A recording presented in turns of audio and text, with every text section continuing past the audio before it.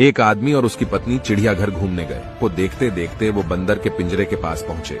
वहां उन्होंने देखा कि एक बंदर अपनी मादा के साथ बड़े जोश से खेल रहा था। यह देखकर पत्नी से अपने पति से कहा, देखो कितना रोमांटिक जानवर है, अपनी मादा के साथ कितने प्यार से खेल रहा है। तब पति चुप रहा। तभी पति पत्नी आगे गए तो उन्हें शेर का पिंजरा नजर आया। वहां उन्होंने देखा कि शेर और शेरनी दूर दूर बड़े आराम से बैठे थे। खामोश शेर एक कोने में अकेला बैठा था, जैसे शेरनी का कोई अस्तित्व ही नहीं हो।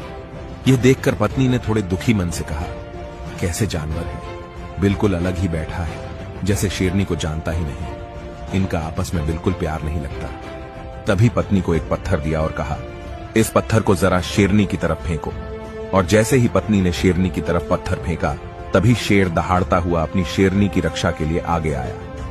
अब पति अपनी पत्नी को एक पत्थर और दिया और कहा, अब इसे बंदरिया की तरफ फेंको।